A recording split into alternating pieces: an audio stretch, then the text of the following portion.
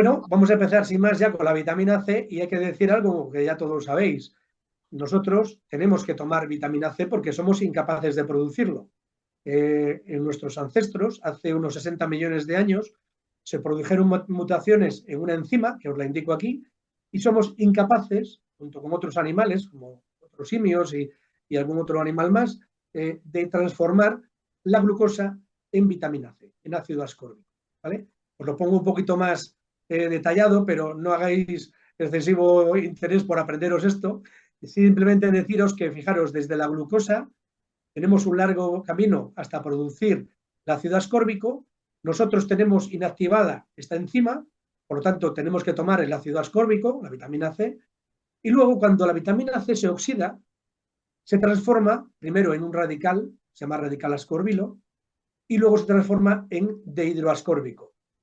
Es importante saber que nosotros no necesitamos producir nuestra propia vitamina C, pero sí tenemos mecanismos que cuando la vitamina C se oxida y se transforma en dehidroascórbico, mecanismos para volver a transformarla en vitamina C activa, que son mecanismos muy eficaces. Por eso, primero, no necesitamos producirla, pero también no necesitamos grandes cantidades de vitamina C, porque conservamos muy eficazmente la vitamina C. Lo que sí es importante es tomar las dosis ajustadas, que luego veremos cuáles son. Un tema muy importante es que cuando tenemos un exceso de hidroascórbico, no conseguimos recuperarlo todo a vitamina C y una parte de él se transforma en ácido oxálico. Ya os avanzo que el oxalato cálcico, el ácido oxálico más calcio da oxalato cálcico, el oxalato cálcico es el componente de las piedras del riñón, de los cálculos renales, ¿vale? Formadores de cálculos renales, algunos pacientes que tienen este problema, pues tienen que tener mucho cuidado a la hora de no producir demasiada cantidad de hidroascórbico, ¿vale? Bueno, pues avanzamos un poco, vamos a hablar de cómo se absorbe la vitamina C y cómo conseguimos alcanzar los niveles adecuados de biodisponibilidad. Os comento que este estudio que yo os voy a hablar ahora en varias diapositivas es un estudio del año 96, es decir, tiene ya veintitantos años. Es un estudio que es muy conocido y que hoy en día nos ha dirigido a nosotros los pasos para hacer nuestra fórmula.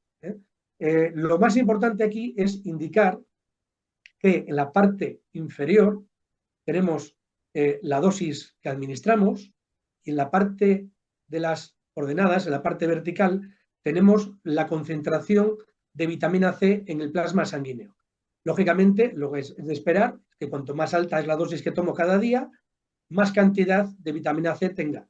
Sin embargo, si os fijáis, con este nivel, que sería la VRN o el valor recomendado nutricional diario, que está en unos 80 miligramos en Europa, conseguimos un dato de concentración plasmática modesto, tan solo 30 micromolar. Sin embargo, si damos 120 miligramos, un poquito más, un 50% más, conseguimos casi el doble de concentración plasmática. Esto lo que nos indica, primero, lógicamente, que podemos dar con tranquilidad más cantidad de vitamina C de la que nos marca la VRN, pero en segundo lugar, que tenemos en este punto la dosis óptima. ¿Por qué digo la dosis óptima? Porque a partir de esta dosis, a partir de 120 miligramos para arriba, ya no sigue incrementándose linealmente, exponencialmente, los niveles plasmáticos, sino que aunque duplique o triplique o multiplique por 10 esta dosis, apenas conseguimos un incremento de un par de aproximadamente un 20 micromolar más, ¿no? Es decir, una cantidad realmente pequeña. Nos indica también que tenemos en 80 micromolar un poco el tope fisiológico de los niveles plasmáticos. Esto, bueno, lo que nos está indicando realmente es que tenemos un transportador de vitamina C a nivel intestinal que nos permite llegar hasta este punto, pero que cuando yo tomo más cantidad de vitamina C, el transportador se satura. Cuando la vitamina C está en el intestino y no puede entrar dentro de la sangre, no puede atravesar la barrera intestinal, esa vitamina C se va a ir oxidando. La voy a eliminar por las heces, pero se va a ir oxidando. Entonces, cuando se oxida a de hidroascórbico, este hidroascórbico puede entrar, aunque malamente, pero puede entrar por el transportador de la glucosa. Entonces efectivamente conseguimos un poco más de nivel, pero por culpa de que estamos metiendo de hidroascórbico en la sangre. Y esto, en principio, no es lo deseable. No es deseable meter vitamina C, pero no meter vitamina C oxidada.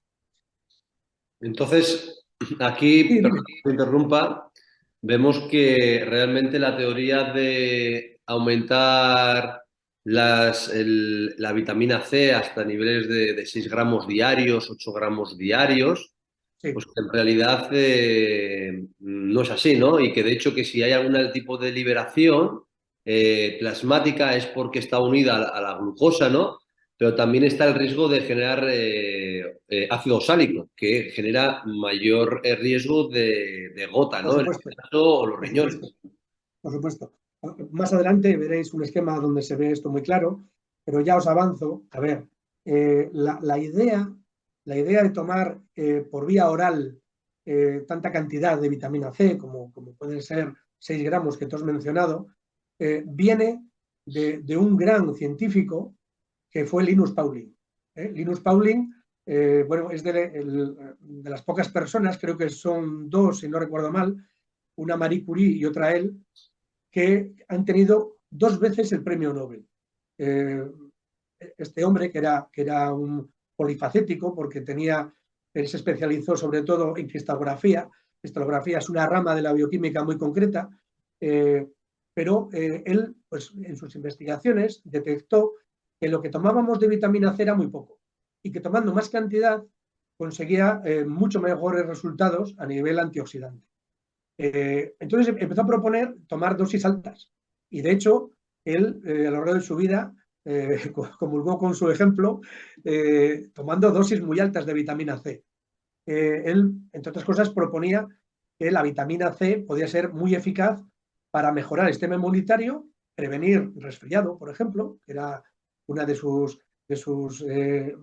digamos, investigaciones, ¿no? Cómo reducir el resfriado común, pero también llegó a declarar que la vitamina C a altas dosis mejoraba el riesgo de cáncer, es decir, evitaba el cáncer. ¿Vale? Hoy en día sabemos que por vía oral esto no se cumple. Se cumple por vía endovenosa. Es decir, si metemos mucha dosis de vitamina C por vena, sí que tiene un efecto muy positivo porque, digamos, esos altos niveles de vitamina C tienen un efecto que se llama prooxidante, no antioxidante, sino prooxidante. ¿Vale? Ya os digo, os hablo de esto y posiblemente estamos hablando de la década de los 70, cuando Linus Pauling estaba en su apogeo, digamos, ¿no? Y en la década de los 70 y siguientes décadas tuvo muchísimos seguidores.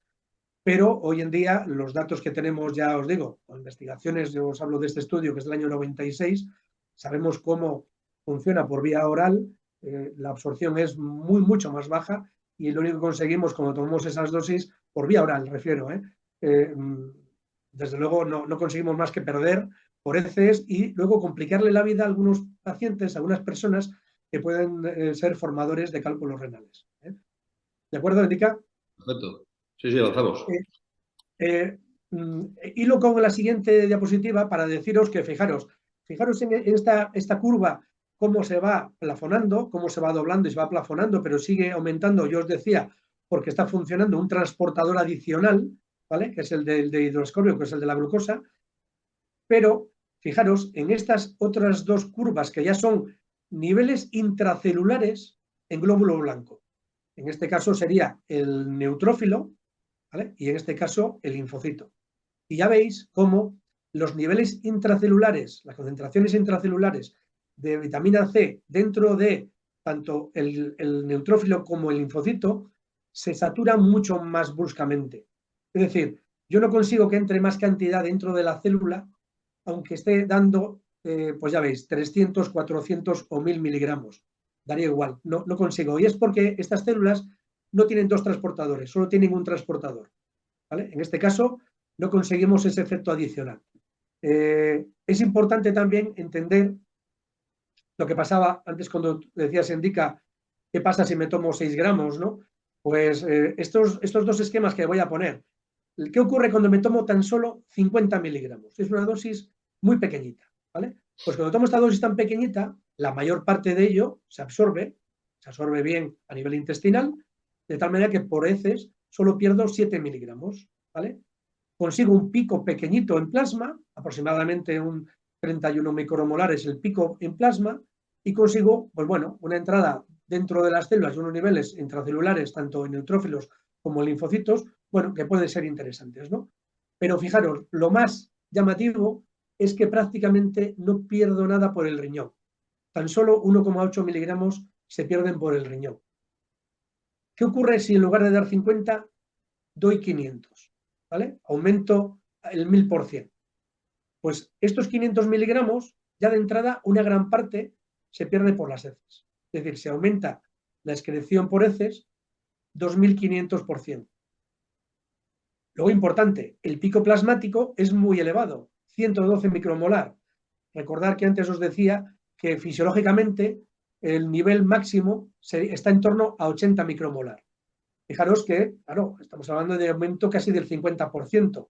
¿Qué ocurre? De esta manera, cuando aumentamos mucho el pico plasmático de vitamina C, se va a eliminar mucho por el riñón, se va a activar mucho toda la excreción renal, para que este pico rápidamente llegue a 80. ¿Vale? ¿Y entonces qué ocurre? Pues esto, ocurre que se aumenta la excreción por orina, fijaros, un 13.000%. Esto es realmente peligroso, no en todo el mundo, insisto, en la gente que tiene problemas renales. Alguien que tiene el riñón dañado y puede acabar teniendo que recurrir a la hemodiálisis, pues lógicamente debemos preservar su riñón. Y una manera de preservarle es no obligando al riñón a trabajar demasiado. Si además estamos ante un paciente, como decías también tú antes, que está produciendo piedras en el riñón, el producirle un exceso de oxalato cálcico, pues tampoco es bueno. Y sin embargo, fijaros que esto es muy llamativo. Los niveles intracelulares, que es donde tiene que estar la vitamina C tiene que entrar dentro de las células, ¿vale? Principalmente, de todas las células del cuerpo, aumenta muy poquito. Sabéis que aumenta tan solo un 8% o incluso en los neutrófilos tan solo un 5%.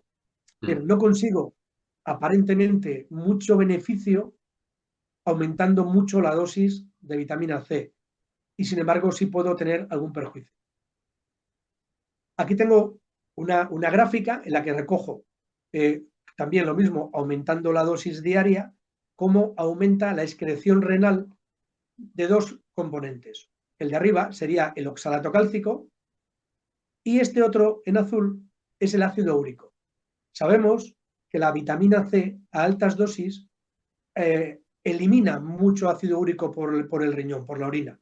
En una persona que tenga el riñón deteriorado y además tenga la mala suerte de tener alto el ácido úrico, dosis muy elevadas de vitamina C le van a agravar ese problema renal porque va a estar obligando al riñón a eliminar mucho el ácido úrico. ¿Vale? Muy bien.